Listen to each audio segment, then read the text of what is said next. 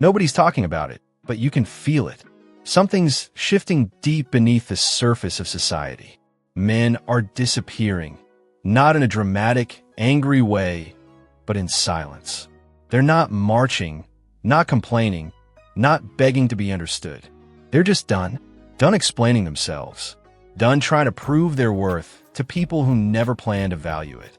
Call it burnout, call it awakening. Whatever name you give it, the truth is the same. Men are walking away, not out of hatred, not out of resentment, but out of exhaustion. For years, they carried the invisible weight of more. Be more confident, make more money, love harder, listen better, dress sharper. And every time they did, the goalposts moved. It wasn't enough to be kind.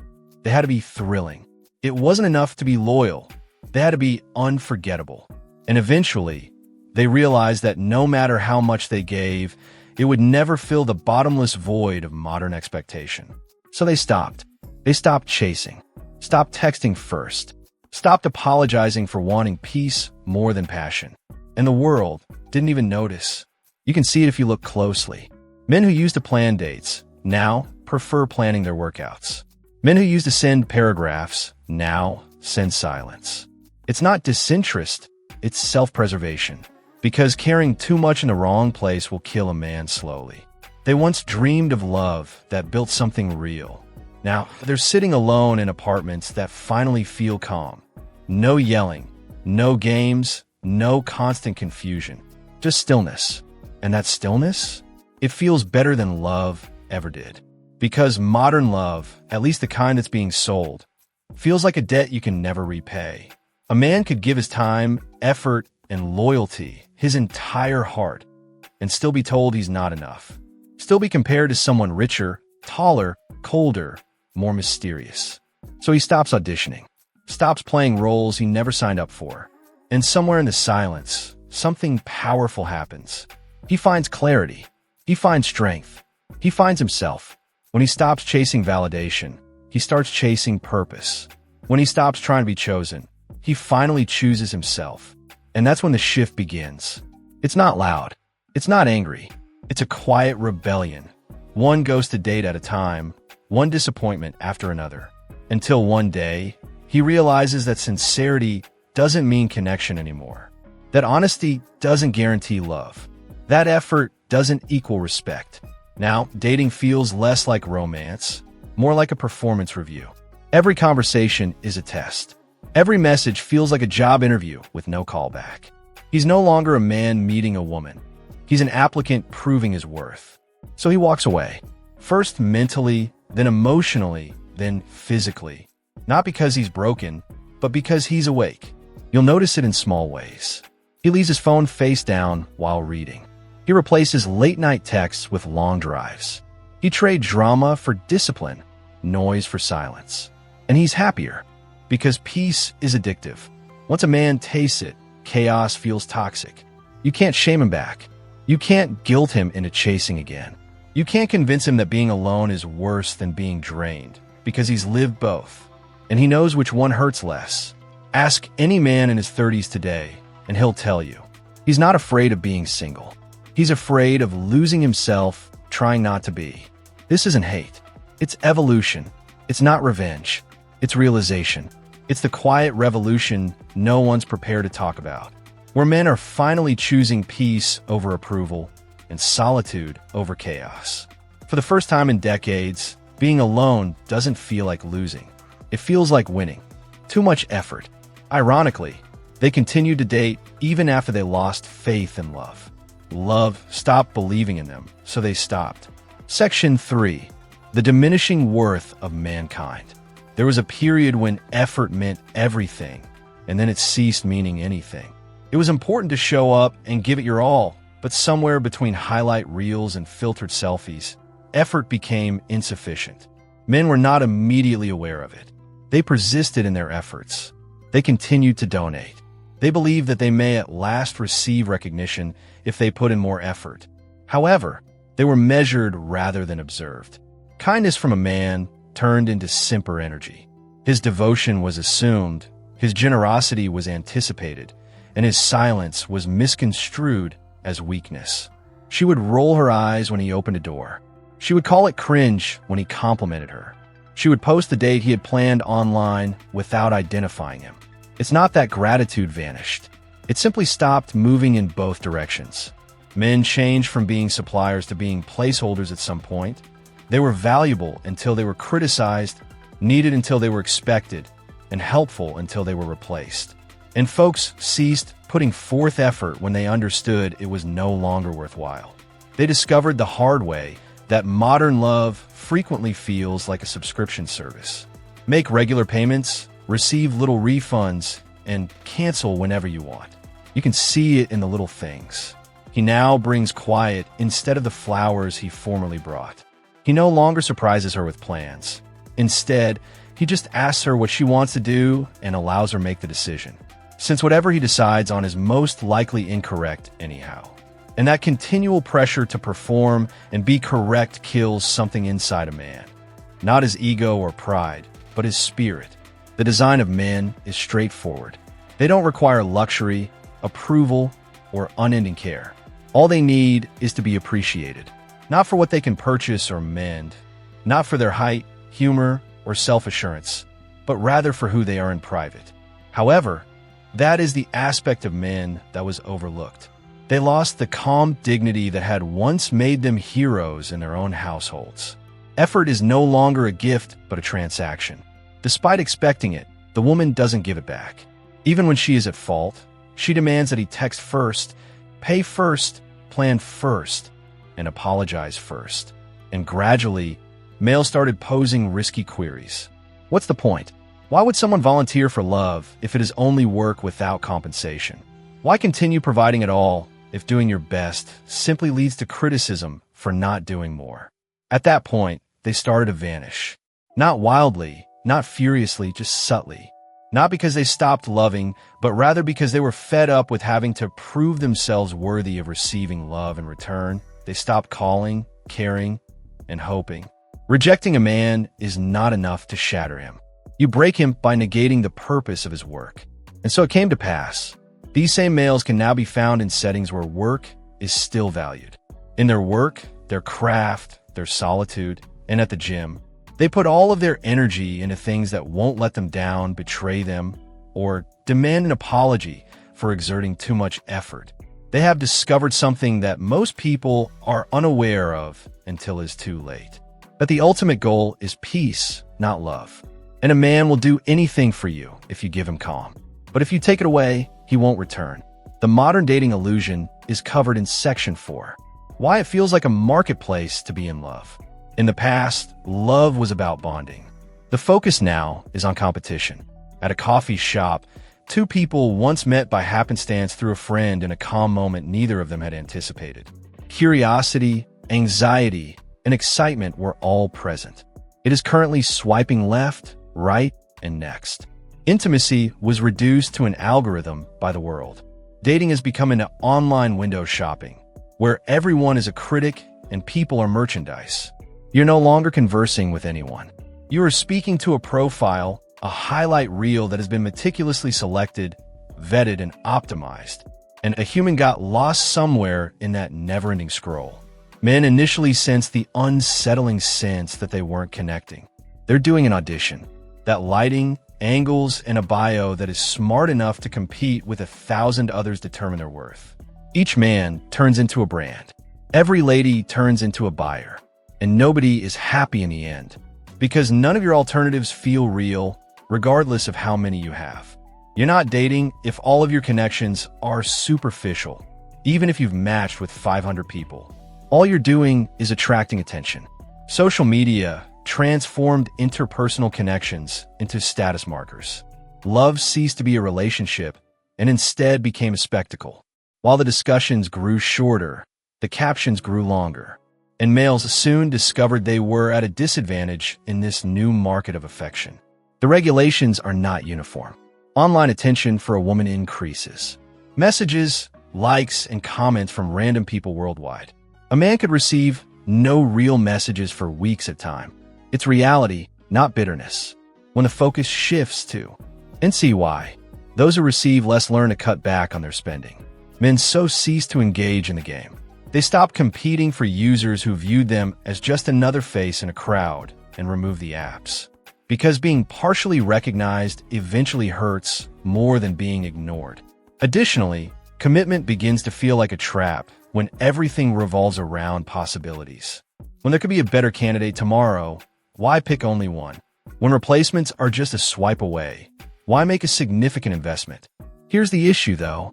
Happiness is not a result of having endless options.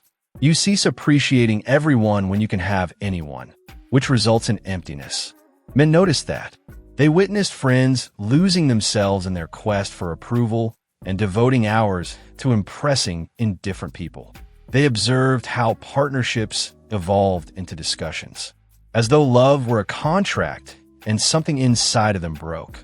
What do you bring to the table? They came to see that love shouldn't be treated like a business transaction. It's not meant to be a game of who cares less, a marketing effort, or a competition. Thus, they resign, out of self-respect rather than defeat. They ceased pursuing those who viewed devotion as weakness and affection as attention. They ceased to confuse interest with availability. They also began to understand that solitude is a healing process rather than a form of punishment. Because very few people are attempting to be worthy of being wanted in a world when everyone else is vying for attention. Likes aren't enough to establish a friendship. Filters cannot be used to establish confidence. When fantasy and reality are in competition, love cannot be developed. Men left when they became aware of that. They began pursuing peace and ceased pursuing illusions. They began choosing themselves instead of attempting to be chosen. The irony is that they only began to recover at that point. Because it's possible that two people finding each other isn't the true modern love story anymore. One person is at last discovering who they are. Section 5. The tranquility they discovered. Why independence was replaced by solitude. Being by myself seemed uncomfortable at first. There was a heavy hush. Words didn't seem as loud as the empty spaces. Then, however, an unforeseen event occurred. The quiet began to feel pleasant. The sound ceased. The stress subsided. The misunderstanding vanished. Men were able to hear their own thoughts for the first time in years. No texts that are passive-aggressive. No guessing games all the time. Avoid being overly cautious in an attempt to say the right thing, dress the right thing, or act the right thing. Just tranquility. And a man never forgets it once he experiences that kind of tranquility. He sleeps soundly, works hard, trains hard, eats what he wants, and wakes up when he wants to. He doesn't have any drama on his phone. There isn't an emotional roller coaster at home. He didn't start any conflicts to fight. He discovers that silence may sometimes be cherished. Love yourself, because the absence of chaos is not the only aspect of calm. It's the existence of authority. Men began to enjoy the little things in life. Preparing their own food, going on lengthy drives, lifting weights till their minds are calm, and forming tiny routines that add up to a lot of tranquility. They began being the reason they woke up feeling proud and quit looking for someone to make them happy. They came to see that they may feel whole without a companion. They required a reason. To feel alive, they didn't require romance. They required guidance. And love ceased to feel like survival after they constructed those things. Because they were now supported by more than just affection. Men do desire company. That much is true. They do. However, they are unwilling to exchange their serenity for it. In an attempt to make someone else feel complete, they don't want to lose themselves. They don't want their desire for simplicity to be punished. To those who never look in a mirror, they don't want to constantly prove their worth. Therefore, they chose solitude as a foundation, a location where they can create something tangible, even if that something is simply themselves rather than as a retreat. You can see it in their faces as well. That steady expression, that gradual confidence, that quiet calmness of someone who no longer requires approval. In the past, guys sought excitement. They now seek peace. Ironically, peace is what makes them more appealing than anything else. For a guy who is at peace is not in need. He doesn't plead, quarrel, or pursue. He is whole, grounded, and untouchable. He just exists. And everything is altered by that energy. Men who used to feel exhausted now feel energized. Men who formerly questioned their value now walk with a calm assurance. Once approving men now defend their bounds as if they were holy. They now understand that being single or in a relationship does not equate to true freedom. Being centered is the key. You no longer need love once you get to that point. It's up to you to decide. Peace restored men's dominance.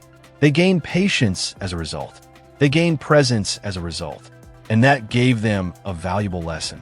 That lack of affection does not equate to loneliness. This is where true love starts. The double standard. How contemporary culture turned against men is covered in Section 6. Men of the moment. Discovered tranquility. Society labeled it an issue. They were told they worked too much when they pursued success. They were accused of lacking ambition when they pursued love. They were told they were scared, resentful, or damaged when they completely quit pursuing. It appears that everything males do is incorrect. He is toxic if he speaks out. He is not available emotionally if he remains mute. He is controlling if he takes the lead. He is weak if he obeys.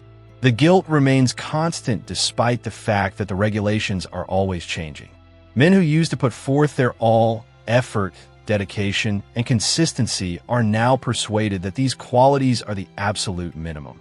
However, the world asks, where have all the good men gone when they retreat? They did not disappear. They simply ceased to appear where they weren't invited. The way guys are treated in contemporary culture is quite brutal. Men who set limits are shamed, whereas women who do so are applauded. Men who declare, "I'm fine alone," are mocked, while women who say, "I don't need a man," are celebrated. It's hypocrisy masquerading as empowerment, not equality.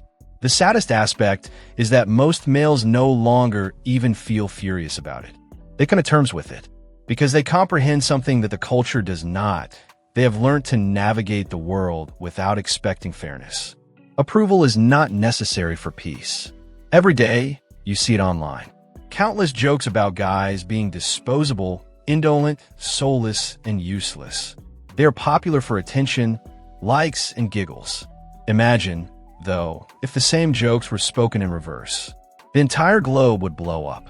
The only group that is now socially acceptable to make fun of is men.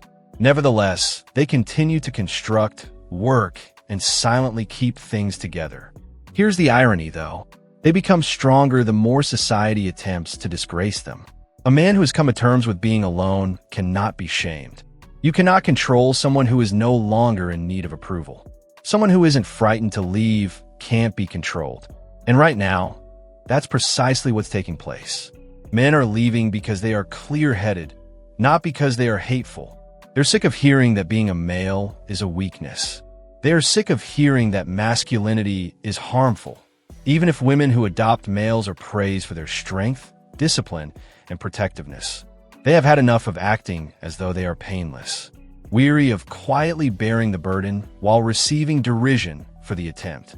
They retreat in order to regain their dignity rather than to avoid accountability.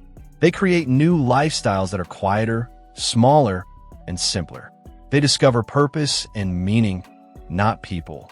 Peace, not acclaim, is how they gauge value.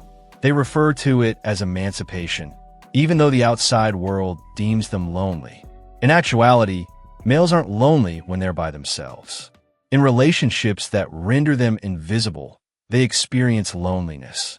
Instead of sitting next to someone who hates them, they would prefer to enjoy dinner in solitude and quiet. Rather than lying next to someone who is scrolling through possibilities, they would prefer to sleep in an empty bed. They would rather remain silent than be judged. They are characterized as cold, disconnected, and damaged as a result. However, they might not be broken. Perhaps they are at last healed because the man who learns to stand by himself no longer fears anything. Abandonment, disapproval, or rejection. He isn't avoiding affection. He's avoiding pain that is masquerading as it. And the world finds that intolerable. Men who don't ask for approval to be joyful anymore. They no longer express regret for their desire for peace. They no longer give an explanation for their departure. And because they've come to a straightforward realization, they've stopped waiting for an understanding that will never materialize. A game that is rigged against you cannot be won. Thus, they ceased their performance, and they at last began to live after doing so. Section 7. The New Reality. What guys discovered after leaving. At first, no one in the world noticed when males left. When they stopped texting, nobody could hear them. Nobody noticed the void they created in social interactions, relationships, and conversations. However, individuals started to sense it gradually. The date was no longer scheduled. The offers of favors ceased. The late-night phone calls ceased to be answered. It wasn't retaliation.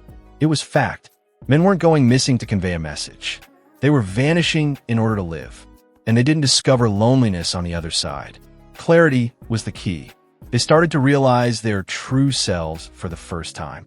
They learned that being loved by someone else does not provide them tranquility after being freed from duty, noise, and pretense. It results from at last liking the image of oneself in the mirror. They came to see that they might create a worthwhile life without waiting for approval. A life independent of need, recognition, or selection. The majority of men, in actuality, never aspired to be monarchs. All they wanted was respect. They desired for their love to be sufficient, their devotion to have meaning, and their efforts to be significant. However, they ceased seeking approval after the world informed them that this was insufficient. They established their own kingdom, a kingdom of order, quiet, and purpose.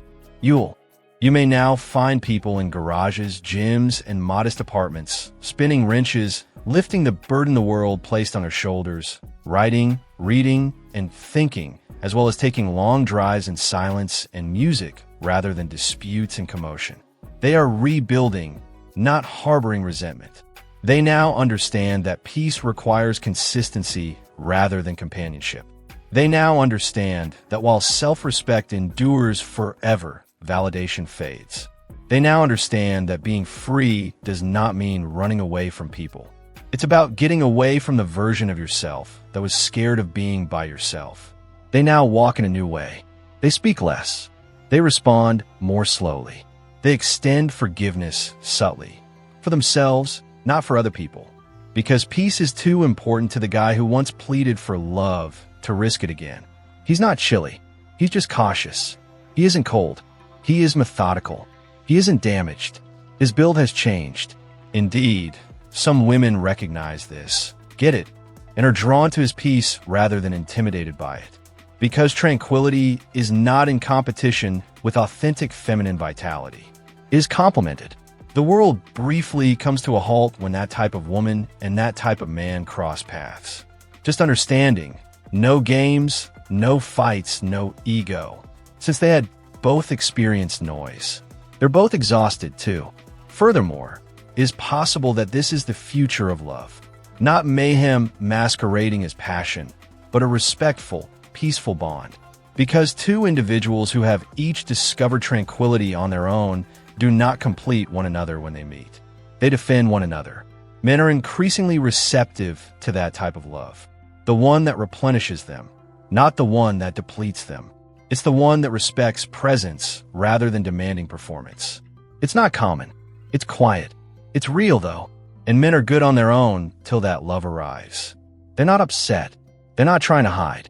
They're simply tired of trying to be everything to others who don't think highly of them. The new reality is this.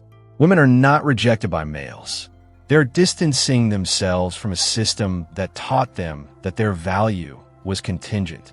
They oppose deception that passes as empowerment. They are rejecting the notion that in order to be lovable, they must ruin themselves. In actuality, a man who walks by himself is not lost. He's simply following a route that no one else has the courage to follow. And when you ask him whether he feels lonely, he will respond with a gentle smile, "No, I'm at peace." After that, he will put his phone down, take a deep breath, and resume creating a life that no one can take away from him. Because ultimately, being selected might not have brought satisfaction. Perhaps it was discovered in selecting.